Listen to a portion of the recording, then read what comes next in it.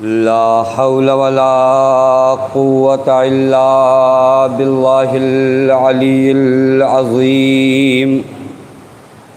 أعوذ بالله من الشيطان اللعين الرجيم. بسم الله الرحمن الرحيم.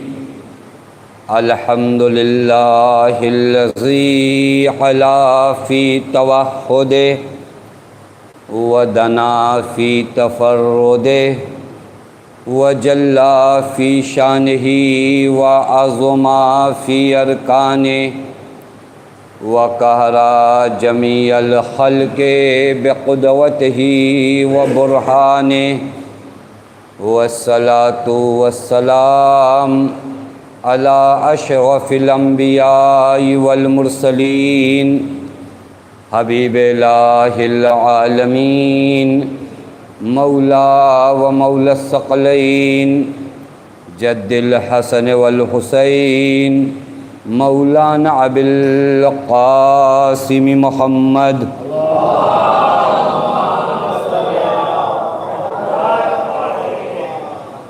وعلى أهل بيته الطيبين الطاهرين المعصومين المظلومين المنتجبين لا سيما بقية الله في الأرضين واللعنة الدائمة الباقية العاجلة على أعدائهم ومنكري فضائلهم وغاصبي حقوقهم ومخربي شريعتهم أجمعين من الآن إلى يوم الدين. أما بعد فقد قال الله الحكيم في محكم كتابه بسم الله الرحمن الرحيم.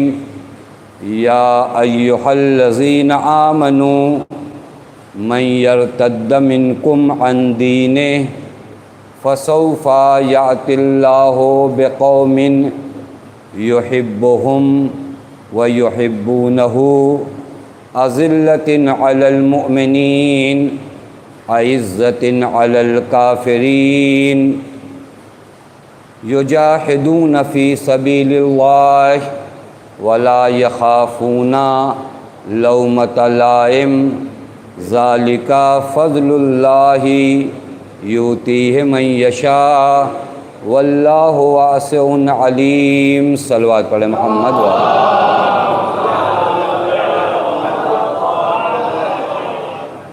ایک مرتبہ سورہ حمد اور 3 مرتبہ سورہ توحید کی تلاوت فرما کے تمام مومنین و مومنات بالخصوص ان افراد کو جن کے لیے ان مجالس کا انعقاد کیا گیا اس سال فرما دیں.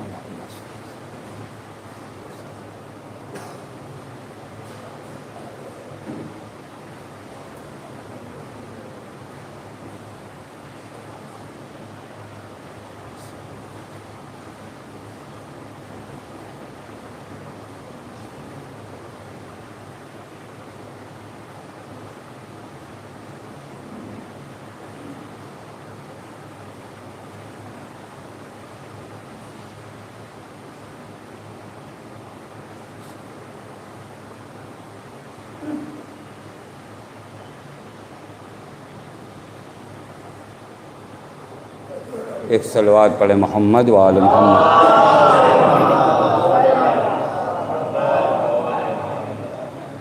پروردگار عالم کا لاکھ لاکھ شکر ہے کہ اس معبود نے ہمیں اور آپ کو بارگاہ اہل بیت علیہم الصلاۃ والسلام میں حاضر ہونے کا شرف عنایت فرمایا.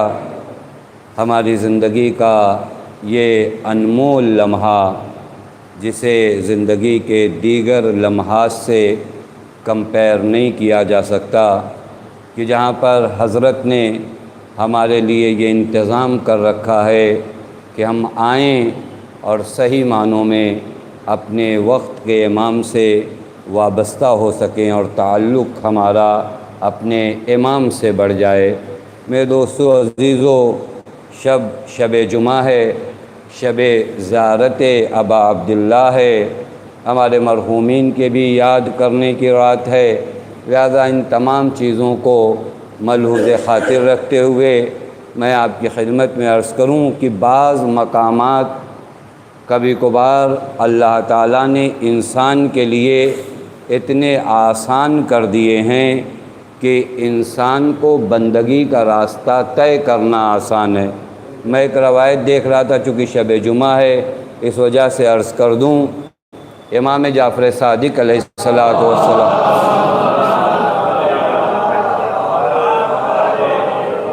کہ ایک صحابی ہیں جن کا نام سدیر سرفی ہے۔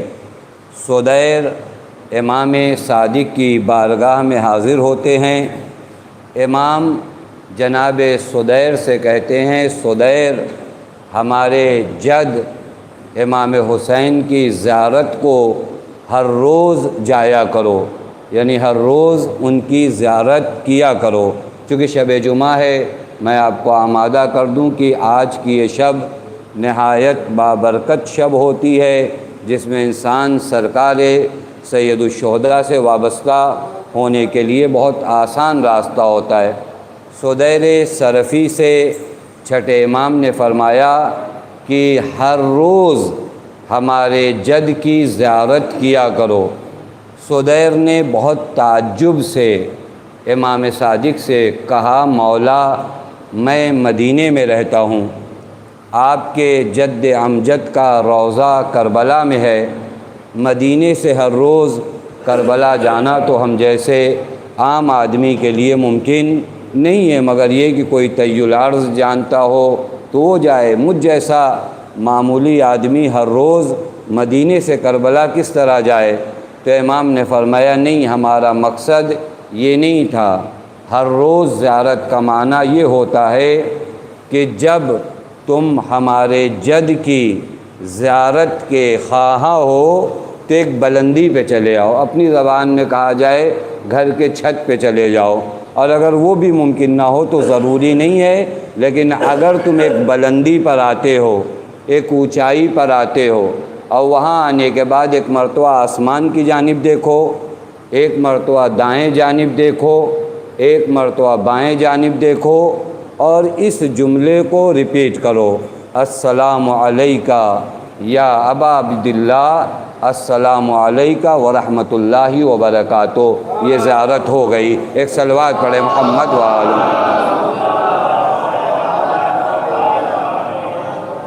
یعنی جب بھی تم اپنی زندگی کا آغاز کرو، اس طرح سرکار سید الشہداء کی زیارت سے اپنی زندگی اور اپنے دن کا آغاز کرو، دائیں دیکھو، بائیں دیکھو، آسمان کی جانب دیکھو۔ بعض علماء نے یہ دائیں بائیں اور آسمان کی جانب دیکھنے کے معنی کو یہ بیان کیا کہ ہم دائیں بائیں اور آسمان کی جانب اس وجہ سے دیکھیں کہ ہمارے ذہن میں یہ آئے کہ یہ پورا عالم خدا کے اذن سے تحت اطاعت حسین ہے۔ ایک صلوات پڑھے محمد وآل محمد۔ لہذا اس بارگاہ میں ہمیں اور آپ کو آنا نصیب ہوا ہے، اور کل عرض کیا تھا کہ یہاں سے خالی ہاتھ مت جائیے گا۔ حسین کے در سے کوئی بھی خالی ہاتھ نہیں گیا، اور ہمیشہ یہاں پر آ کر وہ چیزیں نہ مانگیے جو مادیات سے تعلق رکھتی۔ مانگو، آپ اولاد یہاں سے مانگو، اپنا گھر یہاں سے مانگو، اپنا رزق یہاں سے مانگو، صحت یہاں سے مانگو، لیکن تھوڑا سے مانگنے کا طریقہ بدلیے کہ اور کچھ بھی ان سے مانگیے جو یہاں کے علاوہ کہیں اور نہیں ملتا۔ اگر مجلس میں آئے ہو تو کبھی دعاؤں میں یہ بھی مانگو، اے میرے اللہ محبت حسین میرے دل میں اور بڑھ جائے۔ کبھی دعاؤں میں یہ بھی مانگو، اے میرے اللہ میں اپنے وقت کے امام سے وابستہ ہو جاؤں۔ یہ دعائیں ہمارے یہاں مجلسوں میں نہیں مانگا جاتا، جبکہ یہاں نہیں مانگو گے تو کہیں اور سے ملنے والا نہیں ہے۔ لہٰذا اگر آپ غور فرمائیے تو یہ مرحلہ جو مجلسوں کا ہے، عالمہ غیر معلمہ نے ہمارے اور آپ کے لیے فرش مجلس کا سلسلہ رکھا ہے۔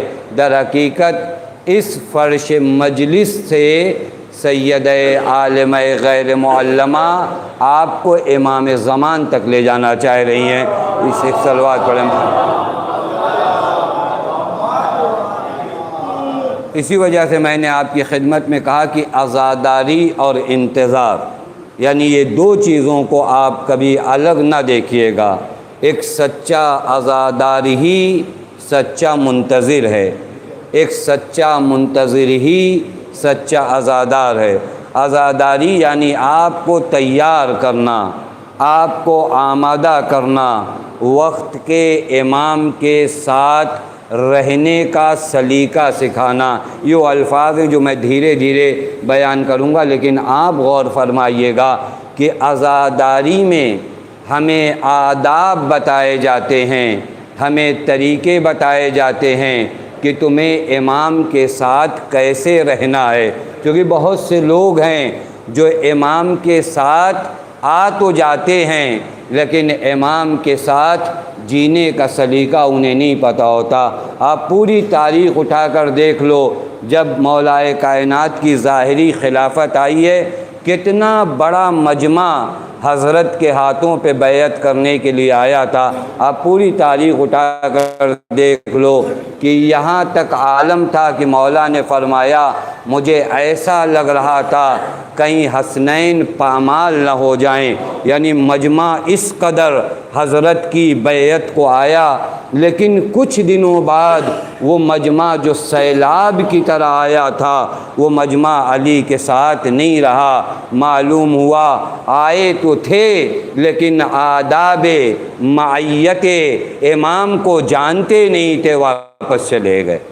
عزاداری میں آپ کو کرنا کیا؟ وہی آداب سیکھنے ہیں، وہی طریقے سیکھنے ہیں، اپنے وجود کو ان فضائل سے آشنا کرنا ہے جو امام کے ایک نوکر کے اندر ہونی چاہیے۔ اسی وجہ سے آپ اگر دیکھ لیں عزاداری اور انتظار کا بڑا گہرا رابطہ ہے۔ آپ پتہ نہیں روایات میں اگر آپ جائیے، میں نے ایک روایت دیکھا کہ جب مولا آئیں گے اور خانہ کعبہ کے اوپر آپ تکیہ لگا کے جب آواز دیں گے، پہلا جملہ جو مولا فرمائیں گے الا یا اہل العالم انا جدی الحسین قتلوہ عطشانا۔ میں آپ کو مرتبط کرنا چاہتا ہوں کربلا اور انتظار میں رابطہ کیا ہے، کربلا اور امام زمان میں رابطہ کیا ہے۔ یعنی جب حضرت آئیں گے اور اپنا تعارف کرائیں گے کہ مجھے پہچانو کہ میں کون ہوں، تو فرمائیں گے الا یا اہل العالم ان جدی الحسین قتلوہ عطشانا۔ اے اہل دنیا، میں اس کا بیٹا ہوں کہ جس کے جد کو کربلا میں پیاسا شہید کیا گیا ہے۔ آپ اس جملے کو دیکھیے گا، یعنی مولا آئیں گے تو اپنا تعارف کربلا سے کرائیں گے۔ اب جو کربلا سے جتنا قریب ہوگا وہ اتنا جلدی امام کے پاس جائے گا۔ ایک صلوات پڑھے محمد وآلہ محمد۔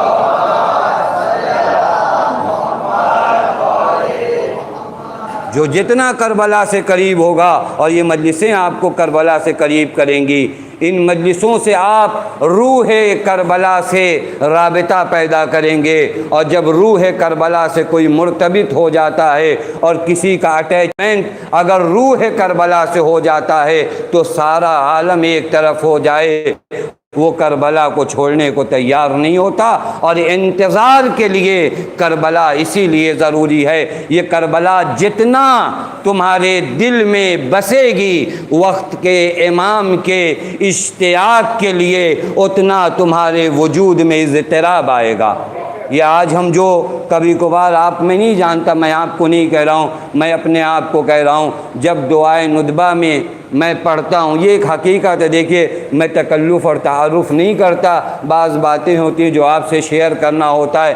جب میں دعائے ندبہ میں پڑھتا ہوں، کہاں ہیں وہ جنہیں خون حسین کا بدلہ لینا ہے؟ این ابناء الحسین، کہاں ہے وہ جس کی وجہ سے یہ عالم باقی ہے؟ یہ کہاں ہے کا معنی آپ نے کیا سمجھا؟ آئینہ جو عربی میں کہا جاتا ہے کہاں ہے، یعنی کسی کو آپ ڈھونڈ رہے ہو نا، تب تو کہتے ہو کہاں ہے۔ اگر ہم اسے ڈھونڈ ہی نہیں رہے ہیں تو کیا معنی نکلتا ہے کہاں ہے؟ یہ آئینہ کا جو معنی ہے یہ صحیح معنوں میں دل سے اس وقت نکلے گا جب کربلا سمجھ میں آ جائے۔ اس سے پہلے جو آئینہ کا لفظ ہے نا یہ زبانی آئینہ ہوگا، وگرنہ کربلا سمجھنے کے بعد جب انسان اپنے مولا کے لیے تڑپے گا کہ کہاں ہیں، تو تم سے زیادہ تمہارے لیے وہ تڑپتے ہیں، تم اپنے آپ کو ان کے ساتھ ہونے کے لائق بنا لو، تمہیں نہیں جانا پڑے گا، وہ تمہارے پاس آئیں گے۔ ایک صلوات پڑھے محمد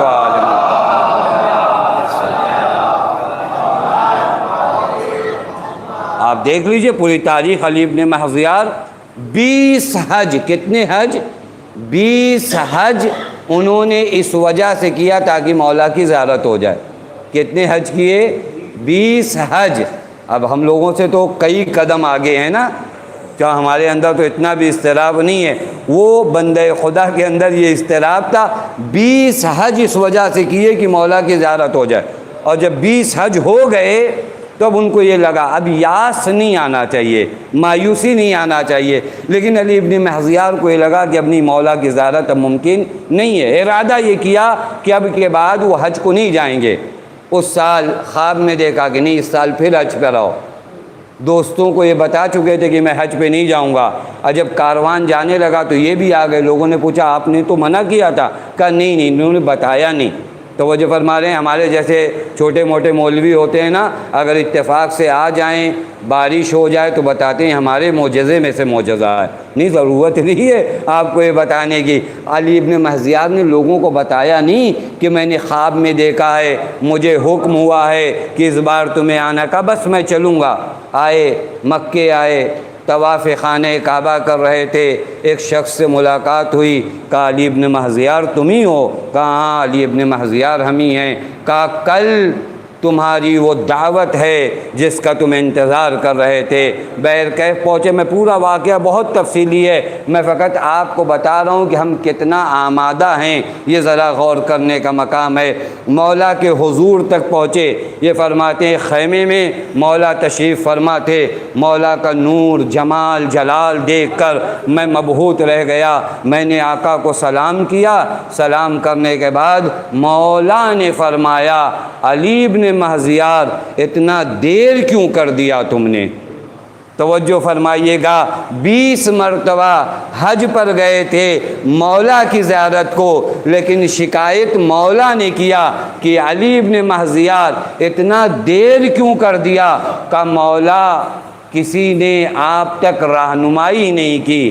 کہا نہیں ایسا نہیں ہے، وہ جو ملاقات کے تقاضے ہیں وہ تم نے پورے نہیں کیے۔ ملاقات کا تقاضا یہ تھا کہ مومنین آپس میں ایک دوسرے کا لحاظ کریں، لیکن تمہارے یہاں وہ لحاظ نہیں ہے، تو پھر وقت کے امام کے دیدار کی تمنا کیسے رکھتے ہو؟ توجہ فرما رہے ہیں، یہ مرحلہ ہے جو انہی مجالس میں ہمیں اور آپ کو اپنے آپ کو تیار کرنا ہے مہدی زہرا کی نصرت کے لیے۔ الگ سے نہیں ہونے والا ہے، انہی مجلسوں سے آپ کو تیار کرنا ہے۔ آپ دیکھ لیجئے ان عصر غیبت میں ہم نے مجالس کو کس زاویے سے دیکھا ہے۔ کبھی ہم نے سوچا کہ مجلسیں جو ہو رہی ہیں یہ نصرت امام کا جذبہ ہمارے وجود میں بڑھائیں؟ ہم نے کبھی ایسا ہوا کہ ایک مجلس کے بعد دیکھیں، بعض اوقات بعض جملے یہ لفاظیوں کا دور نہیں ہے، عمل کا دور ہے، یاد رکھنا۔ عصر غیبت لفاظیوں کا دور نہیں ہے، عصر غیبت عمل کا دور ہے۔ آپ کتنا جانتے ہیں انتظار کے بارے میں؟ انتظار کا معنی کیا ہے؟ میں منتظر ہوں، اس کا معنی کیا ہے؟ اگر یہ انتظار کا معنی سمجھ میں آ جائے تو عزاداری کا مقصد سمجھو گے کہ عزاداری کیوں کرتے ہو۔ عزاداری اس وجہ سے تھوڑی نہیں کی جاتی کہ کئی سال سے کر رہے ہیں، چلو اس سال بھی مجلس امام حسین پر۔ عزاداری ایک مشن ہے عصر غیبت کبریٰ کا، توجہ فرما رہے ہیں، ایک مشن ہے آپ کو تیار کرنے کا۔ اگر آپ تیار نہیں ہوئے، آپ نے نہیں جانا کہ عصر غیبت میں میری ذمہ داریاں کیا ہیں، عصر غیبت کہتے کسے ہیں، عصر غیبت کی سختیاں کیا ہیں، عصر غیبت میں دین کو بچانا کتنا مشکل ہے، عصر غیبت کے لوگوں کے فضائل کیا۔ آپ روایات پڑھو نا۔ میں اپنے بچوں کے لیے عرض کروں، شاید یہ بچے جانتے بھی ہوں، مولا کی غیبت کے دو عصر ہیں۔ ہم کہتے ہیں غیبت صغریٰ اور غیبت کبریٰ۔ غیبت صغریٰ کا ٹائم 70 سال، توجہ فرما رہے ہیں، 70 سال۔ اس کے بعد جب 4 نوابین امام کے اس دنیا سے چلے گئے تو آخری نائب کو یہ حکم ہوا کہ اب کے بعد کسی کو تعین نہیں کرنا ہے، اب یہاں سے غیبت کبریٰ کا سلسلہ ہے، اور تب سے لے کر آج تک غیبت کبریٰ ہے۔ کب تک ہے کسی کو نہیں معلوم۔ یاد رکھیے گا، نشانیاں ہیں، نشانیاں بھی 2 قسم کی ہیں، بعض حتمی نشانیاں ہیں، بعض غیر حتمی نشانیاں ہیں۔ نہیں پتہ 1 سال، 6 مہینہ، 1 مہینہ، 100 سال، 1000 سال، کچھ بھی کسی کو نہیں پتہ سوائے خدا کے، اور یہ جاننے کے لیے آپ کی کوئی ذمہ داری بھی نہیں۔ ہمارے لوگ زیادہ انہی چکروں میں ہیں کہ غیبت کبریٰ کا یہ آپ کی ذمہ داریوں میں سے نہیں ہے۔ آپ کی ذمہ داری کیا تھی معلوم ہے کہ اس عصر غیبت کبریٰ میں میں اپنے آپ کو کیسا تیار کروں کہ وہ آئیں تو تنہا نہیں رہ جائیں۔ یہ میری ذمہ داری تھی۔ میری ذمہ داری یہ نہیں ہے میں ان نشانیوں کو ڈھونڈوں، میں ان علامتوں کو ڈھونڈوں، میں وقت معین کروں کہ بس 6 مہینہ اس طرح کے خرافات، بعض باتیں آتی ہیں، میں اپنے جوانوں کے لیے عرض کر دوں، اس طرح کی خرافات یہ تمہارا سبجیکٹ نہیں ہے، نہ میرا سبجیکٹ ہے، نہ کسی مرجع وقت کا سبجیکٹ ہے، یہ کسی کا سبجیکٹ نہیں ہے، یہ خدا جانتا ہے کہ وہ کب آئیں گے۔ توجہ فرما رہے ہیں، یہاں پر اپنا ٹائم مت خراب کریے۔ آپ کو اگر کوئی کام کرنا ہے تو یہ دیکھنا ہے اس غیبت کبریٰ میں میں اپنے آپ کو کس طرح تیار کروں کہ وہ آئیں تو میں ان کے کاروان سے پیچھے نہ رہ جاؤں۔ یہی ہماری ذمہ داری ہے، یہی ہمارا مقصد ہے کہ غیبت کبریٰ میں میں کیا کروں، میری ذمہ داری کیا ہے، میری ایکٹیویٹیز کیا ہونا چاہیے، میرا عمل کیا ہونا چاہیے کہ کل کو میرا مولا آئے، جب مجھے بلائے تو میرے پیروں کی زنجیریں مجھے میرے مولا کے قریب جانے سے نہ روکیں۔ آپ جانتے ہو ہمارے قدموں میں ظاہراً یہ پیر کھلا ہوا ہے، لیکن اگر آپ دل کی آنکھوں سے دیکھو گے نا، نہ جانے اس میں کتنی زنجیریں پڑی ہوئی ہیں۔ بہت سی زنجیروں میں جکڑے ہوئے ہیں ہم ان زنجیروں کو توڑ نہیں پا رہے ہیں۔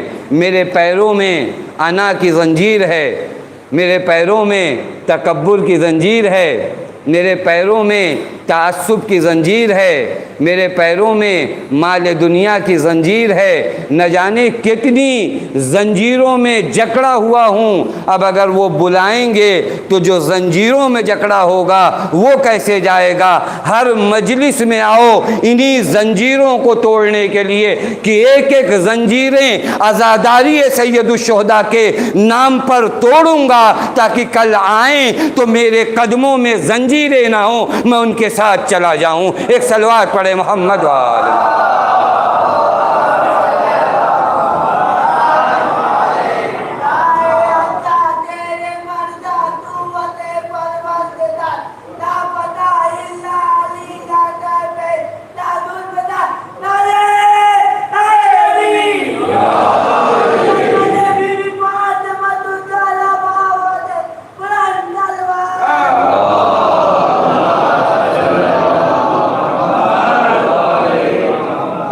اس عزاداری سید الشہداء میں انہی زنجیروں کو آپ کو توڑنا، انہی زنجیروں کو۔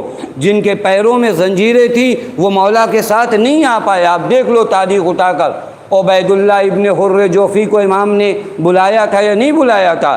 امام نے کہا ہمارے ساتھ چلو، تو کہا مولا یہ گھوڑا لے لیجئے، یہ تلوار لے لیجئے، یہ گھوڑا بھاگتا بہت تیز ہے اور میری تلوار کی دھار بہت تیز ہے۔ مولا نے فرمایا ہم تمہیں نجات دینے آئے ہیں، تمہارے گھوڑے اور تلواروں کی ضرورت نہیں ہے۔ بس معلوم ہوا یہاں زنجیر تھی۔ جب زنجیر ہوتی ہے تو انسان وقت کے امام کو مشورہ دیتا ہے، وہ سمجھتا ہے کہ انہیں ہمارے گھوڑے کی ضرورت ہے۔ بہت سے لوگوں کو امام نے بلایا، کہا مولا اب اتنی بھی زنجیر، دیکھیں بعض لوگ بڑے ٹھیک تھے لیکن پھر بھی چھوٹی موٹی زنجیریں پیروں میں تھی۔ ایک شخص سے میں نام نہیں لوں گا، بہت معتبر ذات ہے، ان سے مولا نے کہا چلو ہمارے ساتھ کربلا۔ کہا مولا کچھ دن رک جائیے، بس یہ کھانے کا کچھ سامان ہے اپنے گھر تک چھوڑ کر آ جاؤں اور اس کے بعد آپ کے ساتھ چلوں گا۔ یہ انسان بہت غلط نہیں تھے، گئے اپنے گھر تک سامان چھوڑ کر آئے، اور جب یہاں پہنچے ہیں کربلا دوبارہ تو واقعہ کربلا رونما ہو چکا تھا۔ مطلب سمجھ رہے ہو، اگر نصرت امام کرنا ہے تو یہ معمولی زنجیریں بھی تمہارے پیروں میں نہ ہو، یہ وابستگیاں نصرت امام سے روک دیتی ہیں، لہذا ان تمام تعلقات کو توڑ دو جن تعلقات کی وجہ سے امام کی دوری آتی ہے۔ انہی تمام تعلقات کو توڑنے کے لیے آپ کو یہاں بلایا گیا۔ ہم کتنے تعلقات توڑ سکتے ہیں؟ یہ ایک سوال ہے۔ میرا دین کہیں زبانی دین تو نہیں ہے، میں کہتا تو ہوں ہمیشہ بے ابی انتا و امی و نفسی و مالی۔ اس کا مطلب کیا سمجھتے ہیں معلوم ہے؟ اے میرے مولا، میرے ماں باپ آپ پر فدا، میری جان آپ پر فدا، میرا مال آپ پر فدا۔ عجیب ہے واقعی جملہ، کتنا عاشقانہ جملہ ہے نا، بے ابی انتا و امی و نفسی و مالی، میرا مال، میرا نفس، میرے ماں باپ سب آپ پر فدا۔ اس کا معنی کیا ہوتا ہے؟ یعنی آپ مجھے میرے ماں باپ سے زیادہ عزیز ہو، آپ مجھے میری جان سے زیادہ عزیز ہو۔ یہ جملہ زبان تک ہے یا عمل کے مرحلے میں ہے؟ تو کہا کربلا کا واقعہ رونما تو ہونے دیجئے۔ میں کہوں گا نہیں، واقعہ رونما ہونے کی ضرورت نہیں ہے، آج بھی کربلا موجود ہے۔ دیکھو جب پیغام کربلا پہ بات آ جائے تو وہاں اگر درمیان میں خواہشات نفسانیاں آ جائے، ارے جو خواہش نفسانی کو کربلا کے لیے فدا نہیں کر سکتا، وہ اپنے ماں باپ کربلا کے لیے کیا فدا کرے گا؟ ایک صلوات پڑھے محمد و آل محمد۔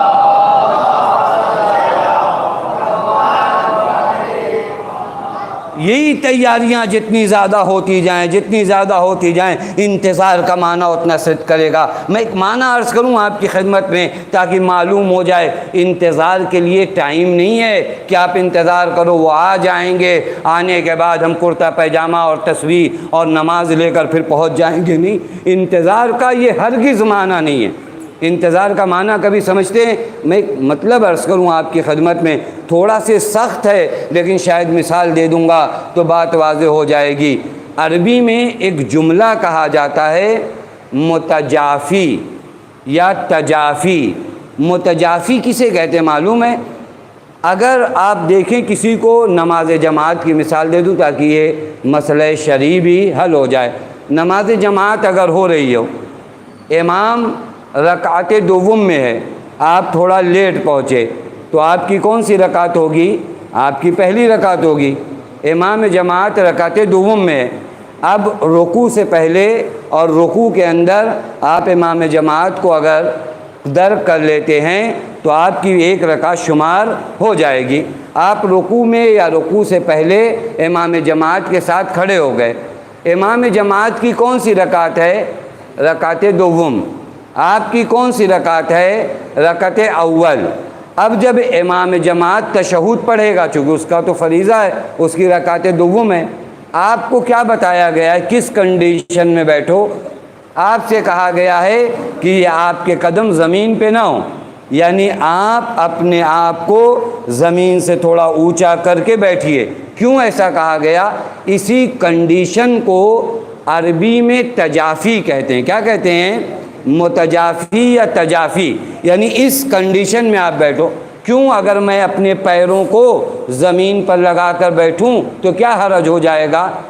کبھی آپ نے سوچا اس بارے میں کہ اگر میرا پیر زمین پہ لگا رہے گا تو کیا فرق پڑتا ہے؟ کہا نہیں، چونکہ تشہد تمہارا وظیفہ ابھی نہیں ہے، تشہد امام جماعت کا وظیفہ ہے۔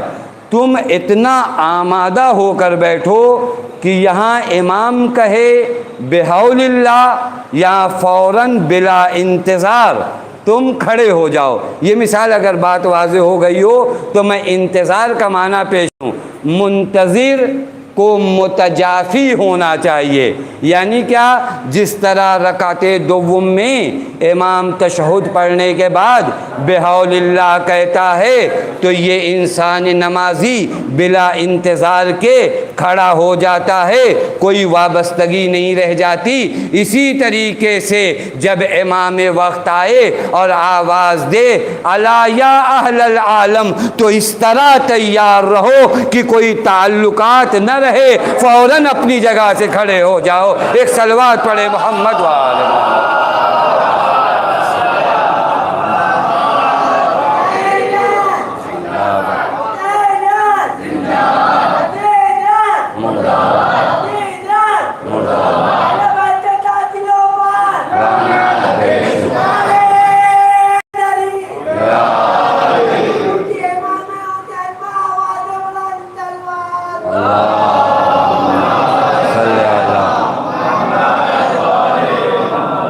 اب آپ امام کو مت بتانا کہ مولا تھوڑا سے سامان پہنچا کے آ رہا ہوں، مولا نماز پڑھ کر آ رہا ہوں۔ میں اور آسان کروں نا، مولا بس عشاء کی نماز کا وقت ہو گیا آ رہا ہوں۔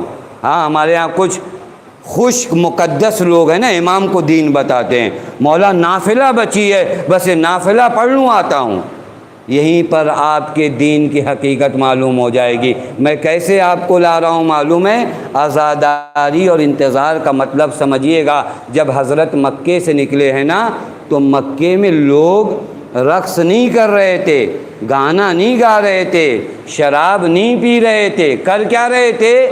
خانہ کعبہ کا طواف کر رہے تھے۔ یہی تو کر رہے تھے نا بھائی، کوئی احرام باندھے ہوئے، کوئی لبیک و سعدیک کے جملے دہرا رہا تھا، کوئی طواف خانہ کعبہ کر رہا تھا، کوئی حجر اسود چوم رہا تھا۔ تو اگر ظاہراً دیکھا جائے تو ہر کوئی مقدس عمل میں مصروف تھا، لیکن جب حضرت نے اعلان کیا من کانا باذلاً فینا مہجتہ و معتنا علی لقاء اللہ نفسہ فلیرحل معنا، جو کوئی بھی ہماری راہ میں خون جگر بہا سکتا ہے وہ ہمارے ساتھ چلے، جو خدا سے ملاقات کی تمنا رکھتا ہے۔ اب جب امام بلائیں تو حق کے امامت یہ ہے طواف جہاں ہو وہیں چھوڑ دو، خانہ کعبہ میں جہاں ہو وہیں سے نکل آؤ۔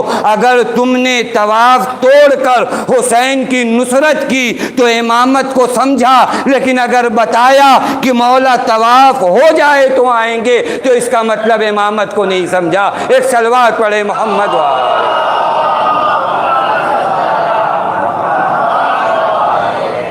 تو اس کا مطلب تم نے امامت کو سمجھے ہی نہیں۔ یہی تیاری آپ کو کرنا، یہی تیاری، عزاداری و انتظار کا معنی یہی ہے۔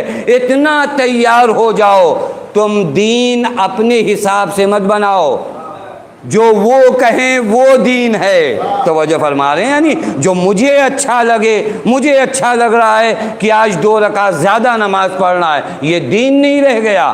دین اطاعت امام کو کہتے ہیں۔ اگر امام میدان جنگ میں لے جائیں تو وہ دین ہے، اور امام کو چھوڑ کر اگر مسجد میں سجدے میں سر رکھے ہو تو وہ بے دینی ہے۔ میں نہایت اعتماد کے ساتھ آپ کی خدمت میں، وہ نماز بے دینی لاتی ہے جو امام کے ساتھ نہ ہو، وہ تلوار چلانا دین ہوتا ہے جو امام کے ساتھ ہو۔ توجہ فرما رہے ہیں؟ دین ہماری مرضی سے تھوڑی نہیں بنتا، ہم تھوڑی نہیں، ہمیں اچھا لگتا ہے کہ صبح کی نماز آج 2 رکعت زیادہ ہو جائے، یہ دین نہیں ہوا۔ یہ تو آپ نے اپنی عبادت کیا نا، آپ کو اچھا لگتا ہے کہ نہیں یہ 2 سورہ کیوں، اب جو اب اٹھ گئے ہیں تو 3 سورہ پڑھیں۔ توجہ فرما رہے ہیں؟ یہ ہمارے یہاں تھوڑا سے سماج اور معاشرے میں یہ باتیں جس کو جو سمجھ میں آ رہا ہے، اور میں نے کئی مرتبہ عرض کیا تھا یہ دین وہ مظلوم چیز ہے جہاں ہر ایرا غیرہ نتھو خیرہ اپنی رائے پیش کرتا ہے۔ عجیب ہے، اگر یہاں یہ بلڈنگ بن رہی ہو نا، میں آ کر بتاؤں کہ نہیں یہ اینٹا یہاں نہیں یہاں، تو آپ مجھے واپس کر دو گے، مولانا یہ آپ کا سبجیکٹ نہیں ہے، آپ جاؤ، آپ کا یہ کام ہے۔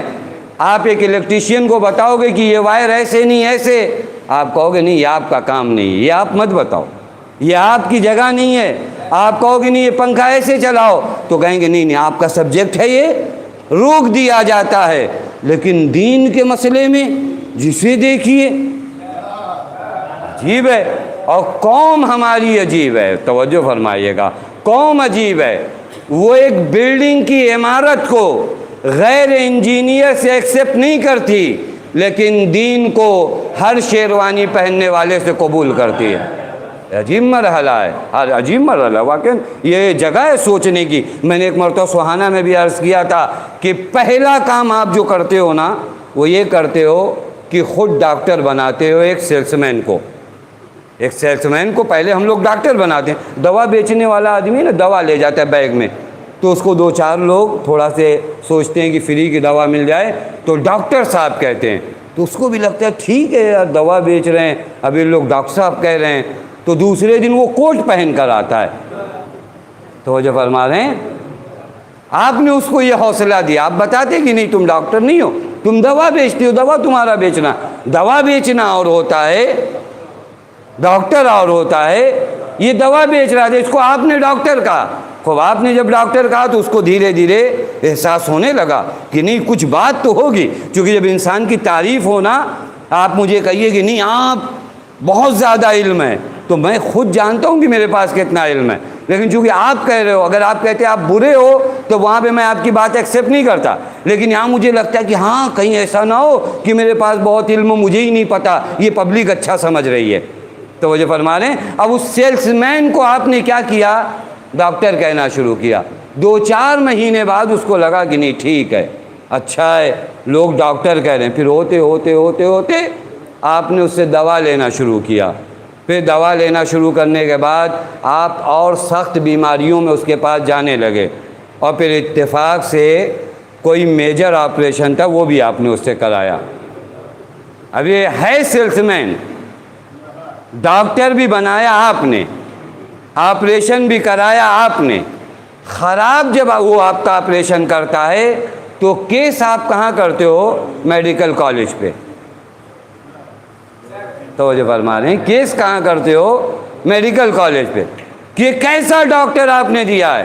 تو کہتے نہیں ہم نے نہیں دیا تھا، آپ بازار سے پکڑ کر لائے تھے، آپ نے بنایا تھا، آپریشن کر کے اس نے خراب کیا ہے۔ بہت توجہ فرمائیے گا۔ کچھ دن میں نے کچھ دعائیں پڑھی آپ کے گھر آ کے، آپ نے کہا مولوی صاحب، اور مجھے لگا کہ ٹھیک چل رہا ہے۔ پھر میں نے صدری سلوایا، آپ نے کہا مولانا صاحب، پھر مجھے لگا نہیں اور اچھا ہونا چاہیے، پھر میں نے شیروانی سلوایا۔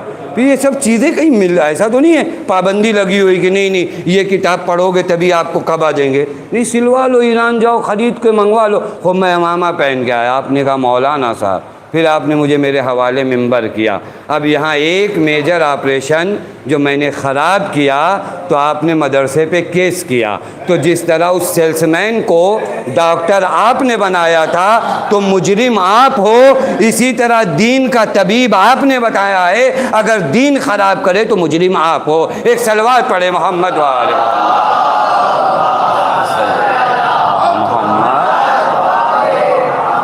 پھر یہ مدرسوں پہ ذمہ داری نہیں جاتی، یہ آپ نے شروع کیا، آپ نے شروع کیا، اور پھر اس کے بعد وہ آئے گا۔ جب مجھے امام سے ہٹ کر میں کہہ یہ رہا تھا، پھر اب مجھے کیا پتہ امام نے کیا بتایا ہے، اب مجھے لگا کہ پبلک رسپیکٹ دے رہی ہے۔ پھر اس کے بعد آپ نے کہا مولانا ہم یہ پڑھ سکتے ہیں نماز میں، ہم نے کہا چلو ٹھیک ہی تو ہے، کیا مشکل ہے، کوئی غلط کام تھوڑی نہیں کر رہے ہیں، یہی تو کہتے ہیں نا کوئی غلط کام کر رہے ہیں، ہم ٹھیک چیز آپ کو پڑھنے کو کہہ رہے ہیں۔ یہ وہی مسئلہ ہے میرے دوستو عزیزو، جب انسان نہیں پڑھا ہوا ہوتا تو اس کو لگتا ہے ایک لال والی گولی کھائے یا 2 کھائے کیا فرق کرتا ہے، یہ ڈاکٹر جانتا ہے ایک کھائے گا تو فائدہ ہے، دوسری کھائے گا تو نقصان ہو جائے گا۔ یہی حال دین کا ہے، وہ طبیب امت جانتا ہے کہ کہاں کتنا دین کس وقت کس مرحلے میں پہنچنا چاہیے۔ جب اناڑیوں کے ہاتھ میں دو گے تو انہیں لگے گا کہ نہیں کیا فرق پڑتا ہے۔ لہذا دین کے معاملے میں مطیع بنو، اطاعت گزار بنو۔ میں آپ ہم لوگ بھی جو یہاں ممبر پہ آتے ہیں، آپ کو میں اس ممبر کا واسطہ دے کر کہہ رہا ہوں، میرے جیسے مولوی صرف بنیوں والا کام کرتے ہیں، معاملہ پروڈکٹ موجود ہے، بزرگوں نے کتاب لکھی ہے، پڑیا باندھ کے دیتے ہم. تو جو فرما رہے اس سے زیادہ اگر میں کام کروں نا تو یہ میری اوقات سے بڑا کام ہو جائے گا.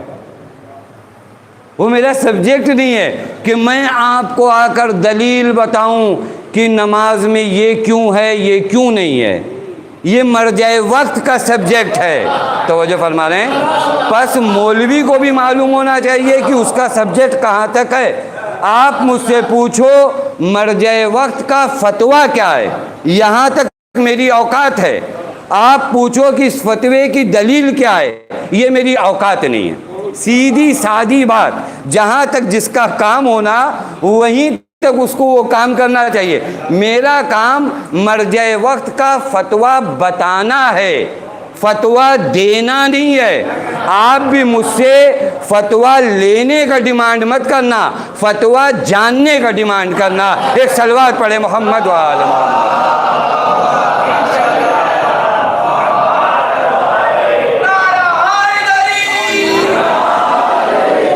بس یہ جو مرحلہ ہے یہ بہت سخت ہے، آخر الزمان ہے. آخر الزمان انتظار کا معنی اگر واضح نہیں ہوا نا، انتظار کا معنی فقط آپ نے سوچا ہم سب منتظر ہیں. یہ کون سا انتظار ہے مجھے نہیں پتا. اگر میں نے کسی کو دعوت دی ہے نا اپنے گھر آنے کی، اس کے آنے میں اگر تھوڑی تاخیر ہو جائے، میں 50 فون کرتا ہوں آج کے زمانے میں. کہاں پہنچے، کہاں ہیں، کیسے آئے، ابھی تک آپ آئے نہیں. ہم بھی امام کا انتظار کر رہے ہیں. توجہ فرما رہے ہیں. ہم بھی انتظار کر رہے ہیں. ہم نے کتنی تیاری کیا، مجھے انصاف سے بتائیے. اگر آپ نے، میں بھی وہ علی مہمانی کی بات نہیں کر رہا ہوں، آپ نے امام کو کھانے پہ بلایا، خدا نصیب کرے، اور اتنا پاک دسترخوان ہو، یہ بھی انشاءاللہ اگر وقت رہا تو یہ ایک سبجیکٹ ہے. میرا دسترخوان اتنا پاک ہو کہ کل امام دق الباب اگر کہیں ہم تمہارے یہاں کھانا کھانا چاہتے ہیں، تو اس دسترخوان پر غذا اتنی پاک ہو کہ ان کے حضور میں پیش کر سکوں. کہیں ایسا نہ ہو کہ کہوں مولا ابھی یہ کھانا مت کھائیے، اس کا خمس نکالنا باقی رہ گیا ہے. توجہ فرما رہے ہیں. یعنی ہمارے یہاں تو خمس کا انتظار بھی کفن کے وقت کیا جاتا ہے. اب مولا اگر آ جائیں کل میرے دسترخوان پر، میں کہوں نہیں مولا رک جائیے، یہ والا تو تھوڑا سود والا ہے، یہ ہٹاؤں تو اس کا خمس نہیں نکلا ہے، یہ ہٹاؤں تو یہ بھائی والے کھیت کا ہے. تو اتنا پاک دسترخوان ہو کہ اگر آ جائیں تو کہوں بسم اللہ. اور خوش نصیب ہے وہ انسان جس کا دسترخوان اتنا پاک ہو کہ اگر وقت کا امام آ جائے تو کہے مولا بسم اللہ، یہ دسترخوان پاک. توجہ فرما رہے ہیں. یہ کون سا انتظار ہے کہ اگر وہ دروازے پہ آ جائیں تو کہو مولا رک جائیے، تھوڑا سے رک جائیے، میں تیاری کر لوں. تو پھر منتظر کو تیاری کی ضرورت کیا پڑی؟ انتظار کس کا کر رہے تھے؟ اگر کوئی آئے نا آپ کے پاس کہ 5 گھنٹے سے آپ کا انتظار کر رہا تھا، اور جب دروازہ کھٹکھٹائے تو کہے رکی تھوڑا سے بیڈ شیٹ لگا دوں، یہ لگا دوں، تو آپ کو نہیں کہے گا پھر مولانا انتظار کیسا کر رہے تھے، میں آ گیا تو آپ کو تیاری کرنی پڑی. توجہ فرمان. یعنی میرے آنے کے بعد آپ نے تیاریاں شروع کی اور دعویٰ آپ کا تھا کہ انتظار کر رہے تھے. تو ان کے آنے سے پہلے اگر عزاداری سید الشہداء میں نے اپنے کردار کو سنوارا نہیں تو وہ آئیں گے تو دل کے دروازے پر کیا انہیں کھڑا رکھوں گا، مولا رک جائیے ابھی جھوٹ کو نکال لوں، حسد کو نکال لوں، غیبت کو نکال لوں، تب آپ تشریف لائیے گا.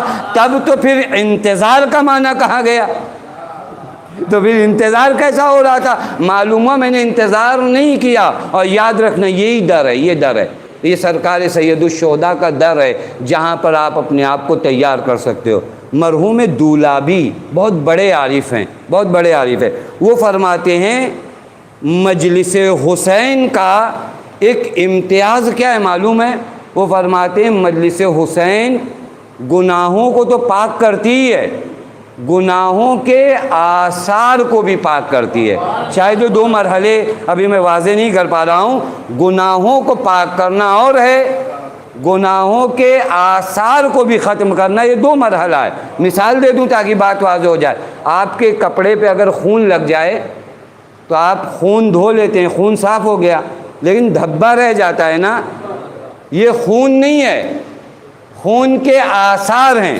توجہ فرما رہے ہیں، خون ہو گیا، صاف ہو گیا، اس کپڑے میں نماز پڑھ سکتا ہوں، توجہ فرما رہے ہیں، لیکن دیکھنے والا یہ سمجھ جائے گا کہ نہیں ابھی اس کپڑے پہ آج نہیں تو کل خون لگا تھا۔ توجہ فرمائیے گا، آپ کو سفر کتنا طویل کرنا ہے، خون لگا تھا، خون ہے نہیں، ہر آنکھ اس دھبے کو دیکھ کر کہہ دے گی کہ دھبا لگا ہے۔ اسے کہتے ہیں خون کا اثر۔ مجلس حسین کا کام کیا ہے؟ کربلا صرف گناہوں سے پاک نہیں کرتی ہے، گناہوں کے آثار بھی ختم کر دیتی ہے۔ اب سمجھ میں آئے گا، حر آیا ہے تو فقط گناہ نہیں پاک ہوئے، گناہ کے سارے آثار بھی پاک ہو گئے، اور حسین نے علیہ السلام بنا دیا۔ ایک صلوات پڑھے محمد والے۔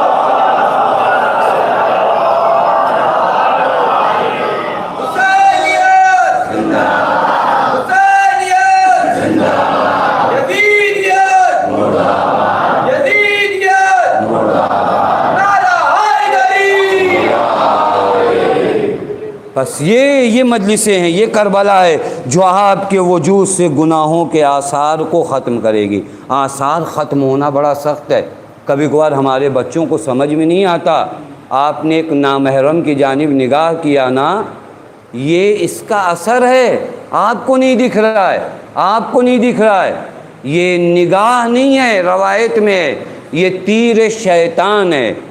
اور معلوم ہے ایک دو تیر جب لگتی ہے نا تو انسان کا پیر رہتا ہے، لیکن جب بہت تیر لگ جائے تو انسان منہ کے بل گر جاتا ہے۔ ہر نگاہ جو نامحرم کی جانب اٹھتی ہے اس کا اثر ہے تمہارے وجود کو چھلنے کی ہے۔ یہ جو غیبت کرتے ہو اس کا اثر ہے، یہ جو مال حرام ہے اس کا اثر ہے، اور ان تمام کے آثار تمہاری روح پر مترتب ہوتے ہیں۔ مجالس سرکار سید الشہداء کا مطلب تمہارے وجود کو پاک کرنا، انہی آثارات کو ختم کرنا، چونکہ جہاں گناہ ہوگا وہ امام کے ساتھ دو قدم آگے نہیں بڑھا سکتا۔ گناہوں سے تمہارے وجود کو جب پاک کر لیا جائے تو قرآن کی آیت ہے، یا ایھا الذین آمنوا اتقوا اللہ وکونوا مع الصادقین، سچوں کے ساتھ ہو جاؤ۔ سچوں کے ساتھ ہونے کے لیے طہارت روح شرط اول ہے۔ آخری زمان میں ہو، خطرات بہت زیادہ ہیں، بار بار عرض کر رہا ہوں، خطرات بہت زیادہ ہیں۔ مرحوم مرشی نجفی مرجع وقت گزرے ہیں، معلوم ہے، وہ فرماتے ہیں کہ جب میں صبح اپنے گھر سے نکلتا ہوں تو اللہ تعالیٰ کو 14 معصومین کا واسطہ دے کر نکلتا ہوں کہ جب دوبارہ گھر میں لوٹوں تو دیندار بن کے لوٹوں۔ بہت سے لوگ گھر سے دین لے کر نکلتے ہیں، جب لوٹتے ہیں بے دین لوٹتے ہیں، جب لوٹتے ہیں بے دین لوٹتے ہیں۔ بہت سے لوگ گھر سے دین لے کر نکلتے ہیں، امام باڑے میں آنے کے بعد بے دین ہو جاتے ہیں۔ میں آپ کو کوئی دھوکہ نہیں دینا چاہتا، کیونکہ اگر امام باڑے میں وہ کام میں نے نہیں کیا جو میرا مولا چاہتا ہے، کسی عزادار کی جانب چھوٹے چھوٹے عمل آپ کے اثر رکھتے ہیں۔ آپ کی ایک مسکراہٹ ہو سکتا ہے کار خیر کا سبب ہو سکتا ہے عمل کبھی ہو۔ اگر کسی مومن کا حوصلہ پست ہے، آپ نے مسکرا کے اس کا استقبال کیا اور اس کو امید آئی، یہ آپ کا عمل ٹھیک ہے۔ لیکن اگر ایک مومن کی جانب آپ نے مسکرا کے دیکھا تاکہ اس کی توہین ہو جائے تو یہ ایک مسکراہٹ بے دین بنا دیتی۔ توجہ فرما رہے ہیں، یہ آخر الزمان، یہ آخر الزمان۔ بس اس سے زیادہ میں آپ کی خدمت میں مزاحم نہیں ہوں گا، لیکن عرض یہ کرنا تھا، انہی مجلسوں میں انتظار کے معنی کو سمجھو۔ انہی مجلسوں سے اپنے آپ کو وقت کے امام کے لیے تیار کرو۔ وہ مولا جو ہر وقت مصائب کربلا سن کر گریہ فرماتے۔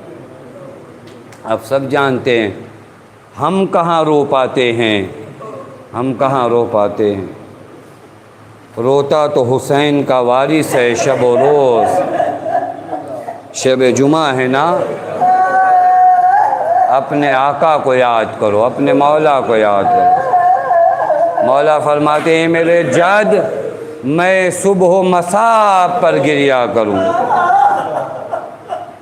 اور صرف اشکوں سے گریہ نہیں کروں بلکہ خون کے آنسوں سے گریہ کروں۔ اللہ اکبر۔ معلوم ہے، میں آپ کی خدمت میں عرض کروں، بعض تحقیق سے ثابت ہوا ہے کہ یہ آنکھیں جو آنسو بنتے ہیں نا، یہ خون سے آنسو بنتے ہیں۔ آنکھوں کا کام کیا ہے؟ اس خون کو آنسو بنانا، خون کو آنسو بنانا۔ لیکن جب انسان بہت زیادہ روتا ہے نا تو آنکھیں اپنا کام نہیں کر پاتی، اتنی جلدی وہ خون نہیں بنا پاتی۔ پتہ نہیں بات واضح ہو رہی ہے یا نہیں ہو رہی ہے۔ جب بہت تیز آدمی، بہت زیادہ، آپ نے دیکھا نا، جو بہت زیادہ روتا ہے تو اس کی آنکھیں سرخ ہو جاتی ہیں۔ اب وہ آنکھیں وہ پورا کام نہیں کر پاتی کہ خون کو آنسو بنائے۔ سمجھ رہے ہو مطلب؟ مولا فرماتے ہیں میرے جد میں آپ پر خون کے گریہ کرتا ہوں، یعنی مولا فرمانا چاہتے اتنی شدت سے روتا ہوں کہ اب خون اشکوں میں تبدیل ہونے کا وقت نہیں رہ جاتا، اب براہ راست وہ خون نکلتا ہے۔ اور اسی بات کو ایک عالم دین نے پوچھا تھا مولا سے کہ مولا اتنا بتا دو کربلا کا وہ کون سا مصائب ہے جو آپ کو خون کے آنسو رلاتا ہے؟ کیونکہ کربلا تو مصائب کا ایک ہجوم ہے نا۔ اس عالم دین نے پوچھا مولا کربلا کا وہ کون سا واقعہ ہے جس پر آپ خون کے آنسو روتے ہیں؟ مولا کیا شہزادے علی اکبر کی شہادت ہے جس پر آپ خون کے آنسو روتے ہو؟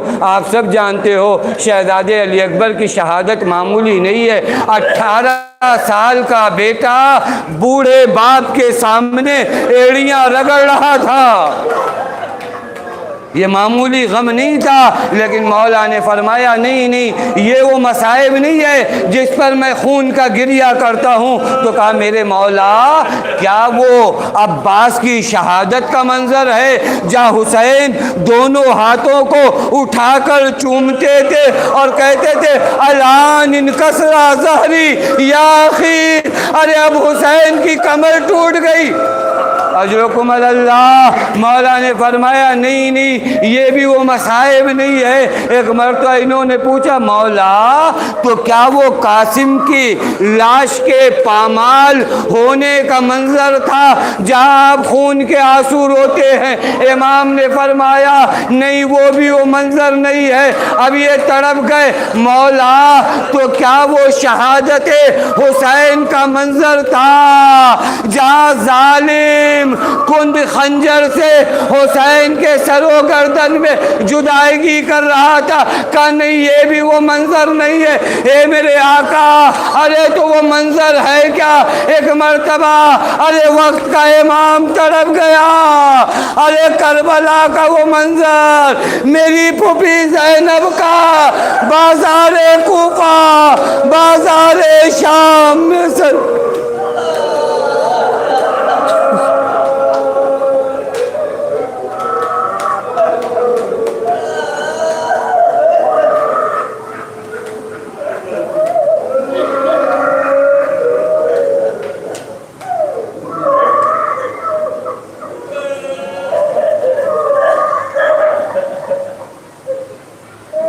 وَسَيَعْلَمُ الَّذِينَ ظَلَمُوا أَيَّ مُنْقَلِبٍ يَنْقَلِبُونَ إِنَّا لِلَّهِ وَإِنَّا إِلَيْهِ رَاجِعُونَ رِضًا بِقَضَائِهِ وَتَسْلِيمًا لِأَمْرِهِ۔ بار الہ تجھے تیرے حق کا واسطہ، آل محمد کے حق کا واسطہ، میں جو بیمار انہیں شفاء کامل و عاجل عنایت فرما۔ بار الہ تجھے تیرے حق کا واسطہ، آل محمد کے حق کا واسطہ، ہم میں جو پریشان ان کی پریشانیوں کو دور فرما۔ بار الہ تجھے تیرے حق کا واسطہ، آل محمد کے حق کا واسطہ، ہم میں جو مقروض ان کے قرض غیب سے ادا فرما۔ بار الہ تجھے تیرے حق کا واسطہ، آل محمد کے حق کا واسطہ، اس مختصر سے عبادت کو قبول فرما۔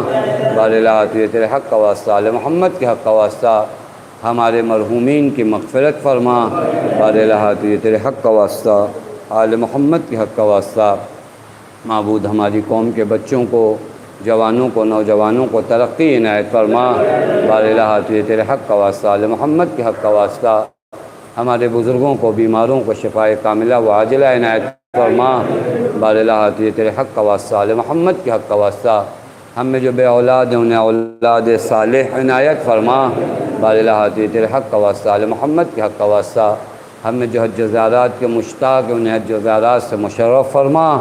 بار الہ تو یہ تیرے حق کا واسطہ، آل محمد کے حق کا واسطہ معبود تجھے بی بی زینب سلام اللہ علیہ کا واسطہ، وارث عدل و انصاف امام زمان کے ظہور میں تعجیل فرما، ہمیں ان کے اعوان و انصار میں شمار فرما۔